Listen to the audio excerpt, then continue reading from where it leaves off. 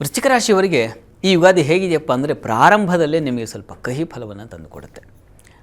ಬೇವು ಜಾಸ್ತಿಯಾಗಿರ್ತದೆ. ಕಾರಣ ಅಷ್ಟಮದಲ್ಲಿರ್ತಕ್ಕಂಥ ಗುರು ದೀನೋ ಜೀವತಿ ಸೇವಯ ಕಲುಷಭಾಕ್ ಅಂತ ಹೇಳುತ್ತೆ. ದೀನತೆ ಬಂದುಬಿಡುತ್ತೆ. ಇನ್ನೊಬ್ಬರು ಮಾತು ಕೇಳ್ಕೊಂಡು ನೀವು ಕಹಿ ನುಂಗ್ಕೊಳ್ಳುವಂಥ ಪರಿಸ್ಥಿತಿ ಎದುರಾಗುವ ಸಾಧ್ಯತೆ ಹೆಚ್ಚಾಗಿದೆ ಈ ವರ್ಷದ ಆದಿಯಲ್ಲಿ, ಪ್ರಾರಂಭದಲ್ಲಿ.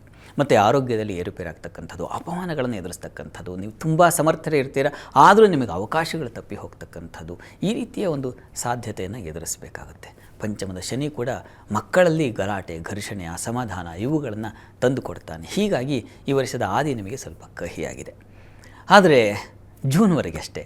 ಜೂನ್ ನಂತರದಲ್ಲಿ ಭಾಗ್ಯಕ್ಕೆ ಬಂದುಬಿಡ್ತಾನೆ ಗುರು. ಧನಾಧಿಪತಿ ಪಂಚಮಾಧಿಪತಿ ಭಾಗ್ಯಸ್ಥಾನದಲ್ಲಿ ಸಂಚರಿಸುವಾಗ ಶುಭೆ ಅರ್ಥ ಸುತವಾನ್ ಸ್ಯಾಧರ್ಮ ಕಾರ್ಯೋತ್ಸುಕ ಅಂತ ಹೇಳಿದೆಯಲ್ಲ. ಹೀಗಾಗಿ ಉತ್ಕೃಷ್ಟವಾದ ಇಷ್ಟು ದಿವಸ ಏನು ಅಪಮಾನ ನೋವು ಮನಸ್ಸಿಗೆ ಆಯಿತೋ ಆ ಎಲ್ಲ ಕಹಿಯನ್ನು ಒರೆಸಿ ಒಂದೇ ಸಲ ಗುರು ಸಿಹಿಯನ್ನು ತಿನ್ನಿಸೋದ್ರ ಜೊತೆಗೆ ಒಂದು ಬಂಗಾರದ ಹಾರವನ್ನು ಹಾಕಿಬಿಡ್ತಾರೆ ನಿಮಗೆ. ಅಷ್ಟು ಚೆನ್ನಾಗಿದೆ ಗುರು ಭಾಗ್ಯದಲ್ಲಿ ಸಂಚರಿಸುವಾಗ, ತುಂಬ ಚೆನ್ನಾಗಿದೆ. ಅದೃಷ್ಟದೋಪಾದಿಯಲ್ಲಿ ನಿಮಗೆ ಬೇರೆ ಬೇರೆ ಕೆಲಸಗಳ ಅವಕಾಶಗಳು ಉಂಟಾಗಬಹುದು, ಅಥವಾ ಪ್ರತಿಷ್ಠೆ ಗೌರವ ಇತ್ಯಾದಿ ಬರ್ತಕ್ಕಂತಹ ಸಾಧ್ಯತೆಗಳನ್ನು ಕಾಣಬಹುದು. ದೈವಾನುಕೂಲದಿಂದ ನಿಮಗೆ ಒಂದು ವಿಶೇಷ ಮಾನ್ಯತೆ ಸಿಗ್ತಕ್ಕಂತಹ ಸಾಧ್ಯತೆಯನ್ನು ಸೂಚಿಸ್ತಾ ಇದೆ. ದೈವ ಕಾರ್ಯಗಳು, ಶುಭ ಕಾರ್ಯಗಳು, ಮನೆಯಲ್ಲಿ ಮಂಗಳ ಕಾರ್ಯಗಳು ಇತ್ಯಾದಿ ಮಂಗಳಮಯ ವಾತಾವರಣಕ್ಕೆ ನಿಮ್ಮನ್ನು ತಗೊಂಡು ಹೋಗಿ ನಿಮ್ಮನ್ನು ಮೈಮರೆಸುವ ಸಾಧ್ಯತೆಯನ್ನು ಗುರು ಖಂಡಿತ ಮಾಡ್ತಾನೆ, ಅದರಲ್ಲಿ ಯಾವುದೇ ಸಂಶಯ ಇಲ್ಲ. ಹೀಗಾಗಿ ಜೂನ್ನಿಂದ ನಿಮಗೆ ಒಂದು ಉತ್ಕೃಷ್ಟವಾದ ರಹದಾರಿ ಅದು ನಿಮ್ಮ ಬದುಕಿಗೆ ಬಂದುಬಿಡುತ್ತೆ.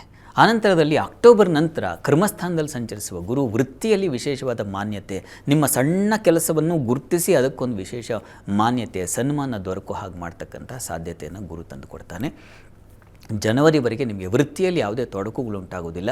ನೀವೇ ಒಂದು ರೀತಿಯಲ್ಲಿ ಉನ್ನತ ಹುದ್ದೆಗೆ ಹೋಗಿ 10 ಜನರಿಗೆ ಮಾರ್ಗದರ್ಶನ ಮಾಡುವ ರೀತಿಯಲ್ಲಿ ನೀವು ಬೆಳೆಯುವ ಸಾಧ್ಯತೆಯನ್ನು ಗುರು ಕರುಣಿಸ್ತಾನೆ, ಸಂಶಯ ಇಲ್ಲ. ಅನಂತರದಲ್ಲಿ ಧನಸ್ಥಾನಕ್ಕೂ ಗುರು ದೃಷ್ಟಿ ಬೀಳುತ್ತೆ. ಈ ಕಾರಣದಿಂದಾಗಿ ಹಣಕಾಸಿನ ಸಮೃದ್ಧಿ ಕೂಡ ಉಂಟಾಗುತ್ತೆ.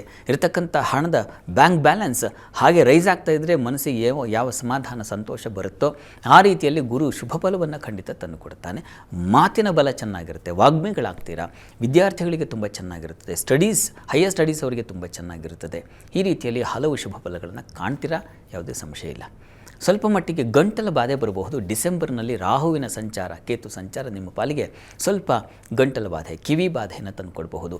ಬೇಡದ ಕೆಟ್ಟದೊಂದು ಸಲಹೆ ನಿಮಗೆ ತೊಡಕನ್ನು ಉಂಟು ಮಾಡಿ ನಿಮ್ಮ ಬದುಕಲ್ಲಿ ಸ್ವಲ್ಪ ರಾಡಿಗೊಳಿಸಬಹುದು. ಹೀಗಾಗಿ ಸಲಹೆ ತಗೊಳ್ಳುವಾಗ ಬಹಳ ಎಚ್ಚರಿಕೆಯಿಂದ ಇರಿ. ಇನ್ನು ತಂದೆ ಮಕ್ಕಳ ಸ್ವಲ್ಪ ಮನಸ್ತಾಪಗಳು, ಭಿನ್ನಾಭಿಪ್ರಾಯಗಳು ಬರುವ ಸಾಧ್ಯತೆ ಇದೆ ಡಿಸೆಂಬರ್ನಿಂದ ಜನವರಿವರೆಗೆ.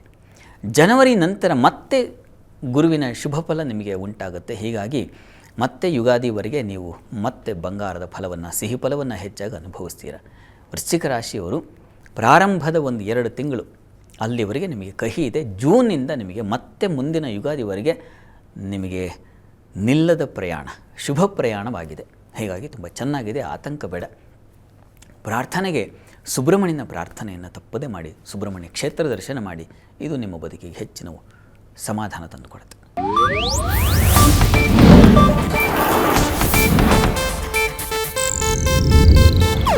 ಇದು ಏಷ್ಯಾನೆಟ್ ನ್ಯೂಸ್ ನೆಟ್ವರ್ಕ್ ಪ್ರಸ್ತುತಿ.